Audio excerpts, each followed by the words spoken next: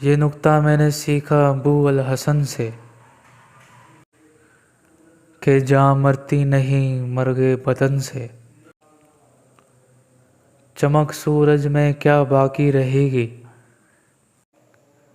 اگر بیزار ہو اپنی کرن سے۔ خرد واقف نہیں ہے نیک و بد سے، بڑھی جاتی ہے ظالم اپنی حد سے۔ خدا جانے مجھے کیا ہو گیا ہے، خرد بیزار دل سے دل خرد سے۔ خدائی اہتمام خشک و تر ہے، خداوندہ خدائی درد سر ہے۔